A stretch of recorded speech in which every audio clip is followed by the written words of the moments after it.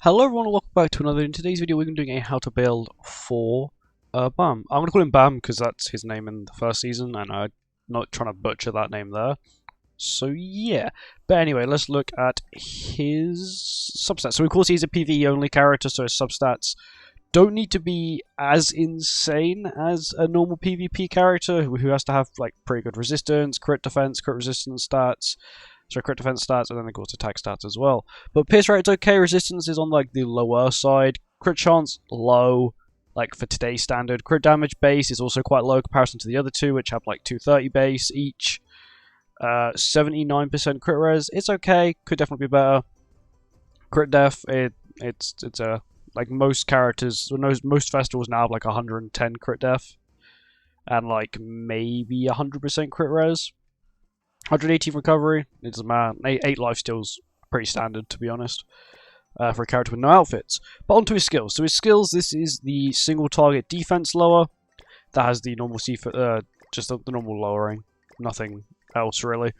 But in PvE, not many things can be lowered, which is the only problem. But the only good thing is that it's a debuff skill, and I think their design for him was more for the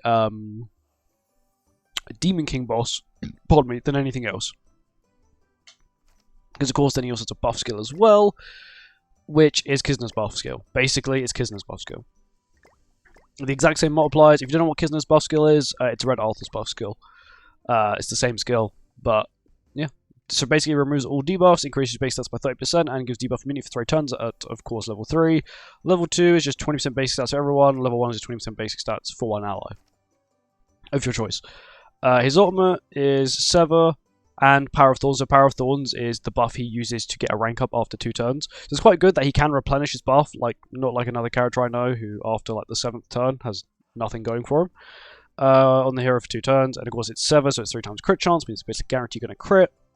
And his multiplier isn't too bad, it's the exact same multiplier as Red Soriel, being that 6/6 is 945, which is the exact same as Margaret as well.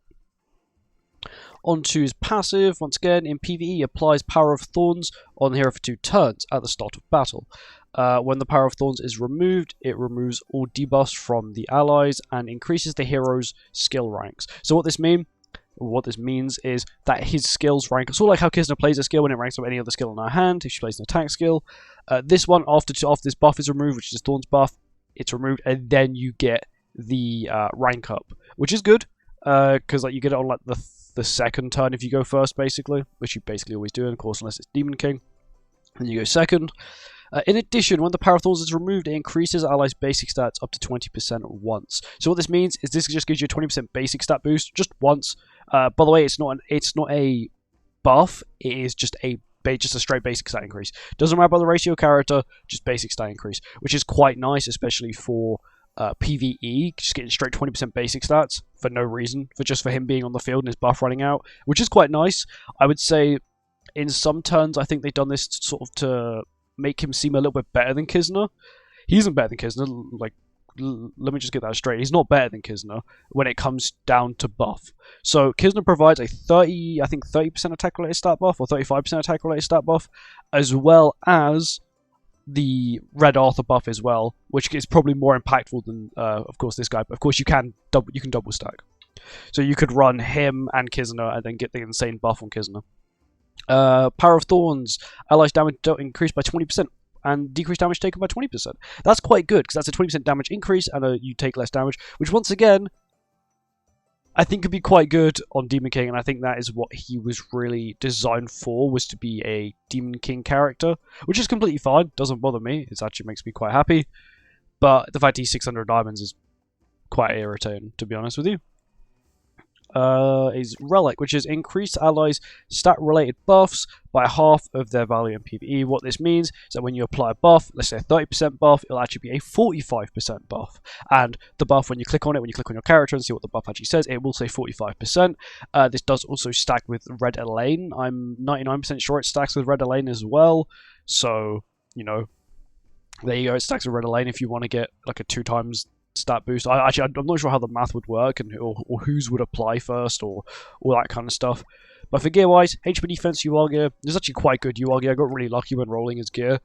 And yeah, HP defense is really what he needs. He's not really there for damage. He's there for his passive. If you do want a DPS, on a human team, on like PvE, you're looking at either Rudius, Red Levi's not too bad, because of course he was free. LR Escanor's very good. Blue Roxy. Doesn't say Transcendent Barn, but he's like a support DPS, in my opinion. And then we go on to the outfits. So outfits-wise, this is a free one, which you'll get in the event, which you get in the Spinny Wheel event. I think got these 2 paid ones as well. Weapons-wise, you're probably thinking, oh, why has he only got 3 weapons? Where's the free one? The free one we get next week in next week's patch notes, so don't worry. We'll get a free one next week, which is okay. That means you'll have 2 weapons, 3 outfits, and 2 headgears. As you can see here, this is the event headgear you get. I don't actually know how you get it. I just got it, and I just didn't pay attention to how I got it, because I was so tired when I was doing all that stuff in the morning.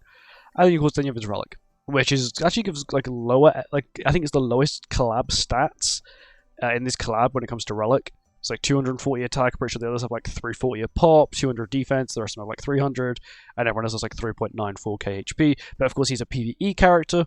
That means he doesn't really need to be extremely high CC, which is good, because it means that, of course, it's not super. Because PvE is a lot less high CC, especially when it comes to Demon King. Demon King, you can't go first no matter how high your CC is. You can have infinite CC and you still go second. Because that's just how it works, unfortunately.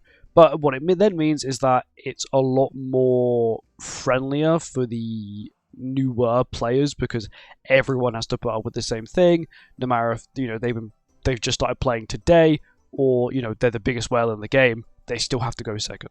But apart from that, he's a super good PvE character. If you get him, definitely level him up. If you don't have Kisner, he's actually quite good. I wouldn't say he's a full replacement, but he's definitely quite a good replacement to have if you don't have Kisner. You can use him. He's definitely a wannabe Kisner, but, he's not bad. I do see him being better, of course, in PvE than PvP, because he doesn't work in PvP. But, of course, in the future, we'll probably end up seeing him on Final Boss teams, Knighthood Boss teams, probably some other really hard event boss, because I'm pretty sure he doesn't work in Demonic Beast. He doesn't work in Demonic Beast, which means he probably won't. That means he just won't be used in the new Squirrel event. He'll be used for Demon King and anything else that is related to PvE. That, of course, isn't Demonic Beast. But anyway, thank you for watching the video. I hope you guys enjoyed it, and I'll see you in the next one. Goodbye.